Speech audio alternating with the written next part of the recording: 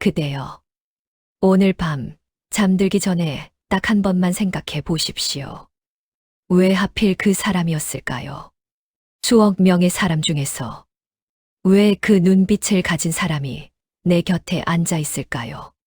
처음에는 설레었을 것입니다. 그 사람이 내 이름을 부를 때 세상이 환해지는 것 같았을 것입니다. 그런데 지금 이 순간 그대는 그 사람 때문에 가슴 한켠이 무겁지는 않으신가요? 다툼이 있었을 수도 있습니다. 말하지 못한 서운함이 쌓였을 수도 있습니다. 혹은 그저 왜 이 사람과 이렇게 힘든 시간을 보내는지, 도무지 알 수 없어 허탈한 밤을 맞이하고 있는지도 모릅니다. 오늘 그 물음에 부처님의 가르침이 조용히 답해 드릴 것입니다. 아주 오래된 이야기가 있습니다. 한 선비가 있었습니다.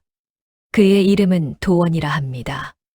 40을 넘긴 나이에도 그는 아내와의 관계가 늘 편치 않았습니다. 두 사람은 젊은 날 서로를 뜨겁게 사랑했습니다. 하지만 세월이 흐르면서 작은 말 한마디가 상처가 되고 그 상처가 쌓여 벽이 되었습니다. 어느 날부터인가 두 사람은 한 지붕 아래 살면서도 서로의 눈을 마주치지 않게 되었습니다. 도원은 어느 날 길을 걷다 우연히 산사 하나를 발견했습니다. 오래된 소나무 아래 스님 한 분이 조용히 앉아 계셨습니다. 그 스님의 눈빛에는 설명할 수 없는 고요함이 있었습니다. 도원은 자신도 모르게 무릎을 꿇었습니다. 그리고 말했습니다. 스님, 저는 왜 아내와 이렇게 힘든 것입니까? 서로 사랑했는데 왜 이렇게 되었습니까? 스님은 한동안 아무 말이 없었습니다. 그저 바람이 솔가지를 건드리는 소리만 조용히 흘렀습니다. 그리고 스님이 천천히 입을 열었습니다. 그대는 씨앗을 심은 날을 기억하십니까? 도원은 고개를 들었습니다. 씨앗이요. 스님이 말을 이었습니다. 꽃은 오늘 핀 것이 아닙니다. 봄에 꽃이 피려면 가을의 씨앗이 땅속으로 들어가야 합니다. 겨울 내내 어둠 속에 있어야 합니다. 그제야 봄에 싹이 트고 여름을 거쳐 꽃이 피는 것입니다. 그대의 인연도 그러합니다. 지금의 아내와 만난 것이 이번 생에서 우연히 시작된 것이 아닙니다. 씨앗은 훨씬 오래전 그대가 기억조차 하지 못하는 시절에 심어진 것입니다. 도원은 가만히 앉아 그 말을 들었습니다. 가슴 어딘가에서 무언가가 움직이는 것 같았습니다. 불교에서는 이 세상 모든 만남이 우연이 아니라고 가르칩니다. 부처님께서는 말씀하셨습니다. 인연이란 씨앗과 같으니라. 선업을 함께 쌓은 인연은 다시 만나 꽃을 피우고 악업으로 얽힌 인연은 다시 만나 그 업을 풀어내는 과정을 겪느니라. 이 가르침은 무섭게 들릴 수도 있습니다. 그렇다면 지금 배우자와 힘든 것이 전생의 업 때문이라는 말인가? 피할 수 없는 운명이란 말인가? 하지만 그렇지 않습니다. 부처님의 가르침은 결코 운명론이 아닙니다. 업은 정해진 감옥이 아니라 변화할 수 있는 씨앗입니다. 그 씨앗이 어떤 열매를 맺느냐는 지금 이 순간 그대의 마음에 달려 있습니다. 다시 도원의 이야기로 돌아갑니다. 스님의 말을 들은 도원은 조심스럽게 물었습니다. 스님, 그렇다면 저는 어떻게 해야 합니까? 전생의 업이 지금 이 힘듦의 원인이라면 저는 어떻게 그것을 풀 수 있습니까? 스님은 조용히 연못 쪽을 바라보았습니다. 연못 위에는 달빛이 고요히 내려앉아 있었습니다. 도원 씨, 저 연못에 비친 달을 보십시오. 도원은 연못을 바라보았습니다. 저 달이 스스로 빛나는 것입니까? 아닙니다. 하늘의 달빛이 물 위에 비치는 것입니다. 그렇습니다. 그런데 바람이 불면 어떻게 됩니까? 도원은 잠시 생각했습니다. 물결이 일고 달의 모습이 흔들립니다. 스님이 고개를 끄덕이며 말했습니다. 달이 변한 것입니까? 하늘의 달은 그대로입니다. 물이 흔들렸을 뿐입니다. 그대와 아내의 관계도 그러합니다. 두 사람 사이에 있는 사랑은 사라진 것이 아닙니다. 다만 그 사랑을 담은 물이 흔들리고 있는 것입니다. 도원은 조용히 눈을 감았습니다. 스님이 이어 말했습니다. 물을 손으로 눌러 잔잔하게 만들 수 있습니까? 할 수 없습니다. 그렇습니다. 물을 억지로 잠재우려 하면 오히려 더 큰 파문이 생깁니다. 기다려야 합니다. 바람이 멈추기를 기다리고 물 스스로 고요해지기를 기다리는 것입니다. 그런데 도원 씨, 그 바람이 어디서 옵니까? 도원은 대답하지 못했습니다. 스님이 조용히 말했습니다. 대부분의 경우 바람은 내 안에서 옵니다. 내가 기대를 하고, 내가 집착을 하고, 내가 상대를 바꾸려 할 때 그 바람이 일어나는 것입니다. 연못이 맑아지려면 바람이 멈춰야 합니다. 관계가 평온해지려면 내 안의 바람이 먼저 잠잠해져야 합니다. 그대여, 이 말이 마음에 닿으십니까? 우리는 얼마나 자주 배우자가 변해주기를 바라며 기다렸습니까? 그 사람이 조금만 이해해 줬으면, 조금만 더 배려해 줬으면, 조금만 먼저 사과해 줬으면. 하지만 부처님의 가르침은 다른 방향을 가리킵니다. 내가 먼저 맑아지십시오. 내 안의 기대를 내려놓고, 내 안의 집착을 바라보고, 내 안의 원망을 조용히 흘려보내십시오. 그때 비로소 관계라는 연못도 고요해지기 시작합니다. 며칠 후 도원은 다시 그 스님을 찾았습니다. 스님, 저는 말씀대로 제 마음을 들여다보려 했습니다. 그런데 한 가지 의문이 생겼습니다. 만약 저와 아내가 전생에 이미 업을 쌓은 것이라면 저는 그것을 바꿀 수 있는 것입니까? 아니면 그저 정해진 것을 살아내야 하는 것입니까? 스님은 빙그레 웃었습니다. 도원 씨, 그 질문이 참 중요합니다. 스님은 땅 위에 씨앗 하나를 놓았습니다. 이 씨앗이 어떤 씨앗인지 보입니까? 잘 모르겠습니다. 이 씨앗이 어떤 꽃을 피울지는 씨앗 안에 담겨 있습니다. 하지만 그 씨앗이 실제로 꽃을 피우느냐 아니냐는 어떤 땅에 심느냐, 물을 주느냐, 햇빛을 받느냐에 달려 있습니다. 업도 그러합니다. 과거에 어떤 씨앗을 심었든 지금 그것을 어떤 땅에서 키우느냐는 그대가 지금 이 순간 무엇을 선택하느냐에 달려 있습니다. 도원은 고개를 들었습니다. 그렇다면 전생의 업은 바꿀 수 없어도 지금의 행동은 바꿀 수 있다는 말씀이십니까? 스님이 고개를 끄덕였습니다. 그렇습니다. 업이란 과거의 그림자이지만 그 그림자가 지금 어디에 들이오느냐는 지금 그대가 어느 방향을 향해 서 있느냐에 따라 달라집니다. 배우자에게 자비로운 말 한마디를 건네는 것, 서운해도 먼저 따뜻하게 바라보는 것, 상처받았어도 그것을 붙잡지 않고 흘려보내는 것, 이것들이 하나하나 새로운 씨앗이 됩니다. 그 씨앗들이 쌓여 새로운 인연의 꽃을 피우는 것입니다. 도원은 그날 밤 오래도록 그 말을 되새겼습니다. 그대여, 혹시 지금 이 관계가 너무 힘들어서 나는 도대체 왜 이 사람을 만난 걸까 하는 생각이 드십니까? 부처님께서는 이렇게 말씀하셨습니다. 착한 행위를 한 사람은 착한 과보를 얻고 악한 행위를 한 사람은 악한 과보를 얻느니라. 하지만 지금 이 순간의 선한 행위는 과거의 어떤 업도 서서히 녹여낼 수 있느니라. 업은 감옥이 아닙니다. 그것은 변화를 향해 열려있는 문입니다. 그 문을 여는 열쇠는 지금 이 순간 그대의 손 안에 있습니다. 어느 가을, 도원은 아내와 크게 다퉜습니다. 아무것도 아닌 것 같은 일이었습니다. 저녁 밥상에서 나온 말 한마디가 불씨가 되었고 그 불씨는 순식간에 타올랐습니다. 그날 밤 도원은 아내와 등을 돌리고 누웠습니다. 사랑이 변한 것인가? 처음 그 사람을 바라볼 때 내 마음은 이렇지 않았는데 이제는 그 사람이 낯설게 느껴진다. 그는 새벽에 혼자 일어나 다시 스님을 찾아 산사로 걸음을 옮겼습니다.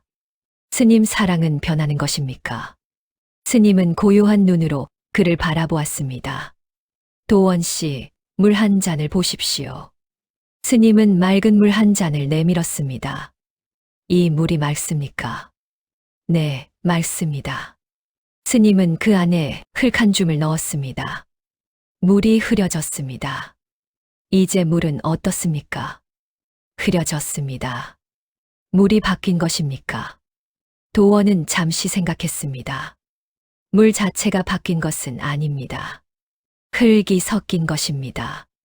스님이 고개를 끄덕였습니다. 사랑도 그러합니다. 사랑이 변한 것이 아닙니다.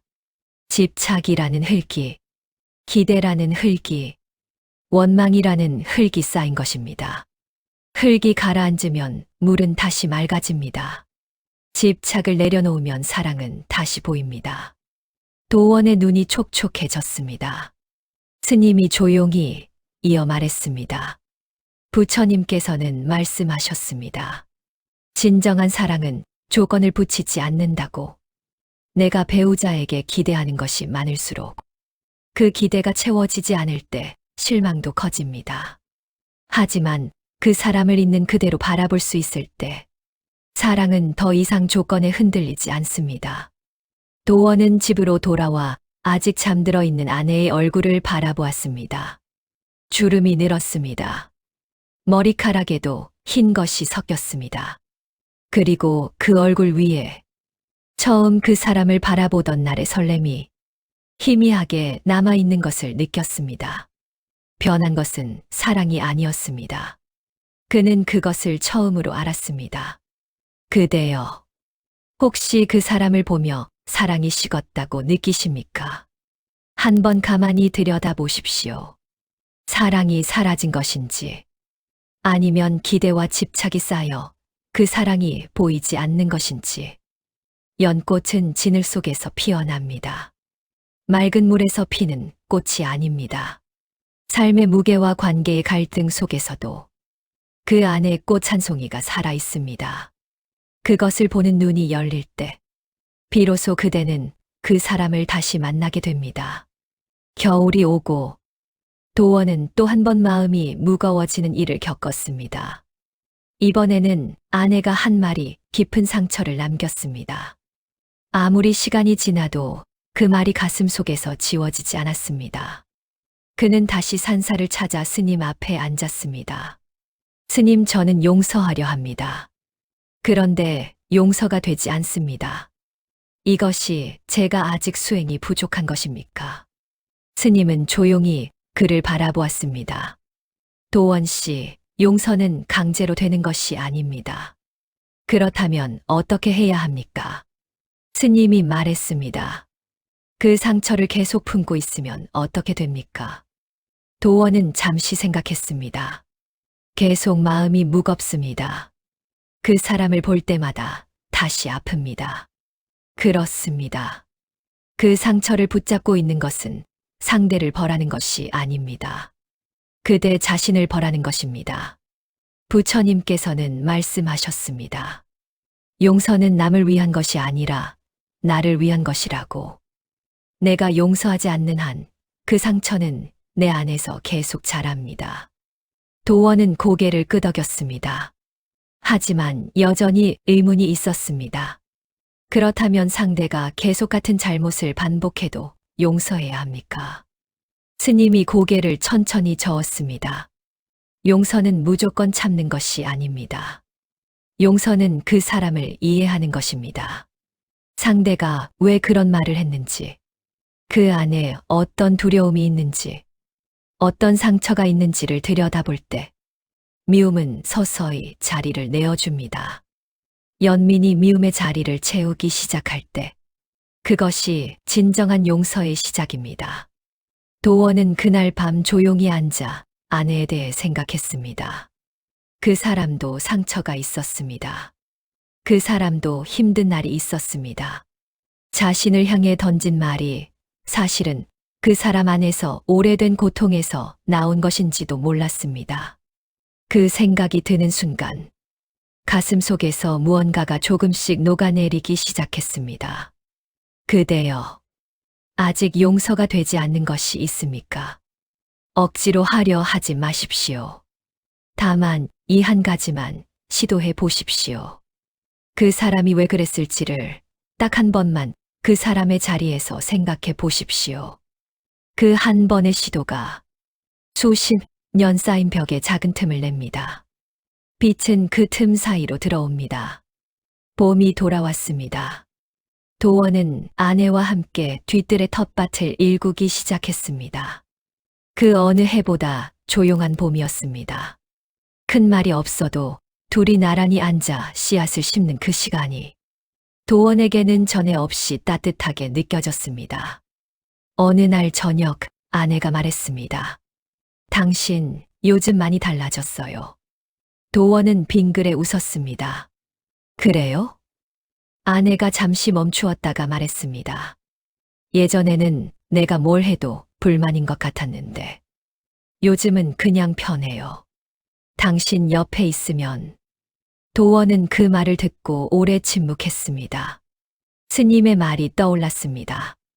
내 마음이 맑아질 때 배우자의 마음도 맑아진다. 그는 배우자를 변화시키려 하지 않았습니다. 그저 자신의 마음을 조금씩 닦았을 뿐입니다. 기대를 내려놓고 집착을 바라보고 상처를 흘려보내고 있는 그대로 바라보려 했을 뿐입니다. 그런데 그 변화가 어느새 두 사람 사이의 공기를 바꾸어 놓았습니다. 부처님께서는 말씀하셨습니다. 부부란 서로를 묶어두는 존재가 아니라 서로의 수행을 돕는 길동무이니라. 진정한 부부는 서로를 가르치려 하지 않습니다. 서로를 본보기로 삼아 함께 자라나는 것입니다. 내가 먼저 자비를 실천할 때 그 자비는 말 없이 상대에게 스며듭니다. 내가 먼저 평온을 갖출 때 그 평온은 관계 전체를 감쌉니다. 이것이 바로 부부라는 인연이 품고 있는 가장 깊은 가르침입니다. 그대여, 오늘 밤 잠들기 전에 그 사람을 한번 바라보십시오. 혹은 떨어져 있다면 그 사람의 얼굴을 마음속에 그려보십시오. 그 사람은 우연히 그대 곁에 온 것이 아닙니다. 먼 시간의 저편에서부터 수많은 인연의 실이 엮이고 엮여 오늘 이 자리에서 그대와 함께 앉아 있는 것입니다. 갈등이 있어도 괜찮습니다. 상처가 있어도 괜찮습니다. 그것은 이 인연이 아직 살아 움직이고 있다는 증거이기 때문입니다. 다만 오늘 밤 딱 한 가지만 해보십시오. 그 사람을 바꾸려는 마음을 잠시 내려놓고 그저 그 사람이 거기 있다는 것에 조용히 감사해 보십시오. 부처님의 가르침이 그대의 가정에 스며들기를 바랍니다. 연꽃은 진을 속에서 피어납니다. 그대의 인연도 그러합니다. 가장 힘든 자리에서 가장 깊은 꽃이 피어납니다. 오늘 밤도 평온한 쉼을 누리십시오. 나무 아미타불, 나무 아미타불, 나무 아미타불. 구독과 좋아요는 부처님 말씀을 전하는 이에게 많은 힘이 됩니다. 덕을 나누어 주세요. 감사합니다.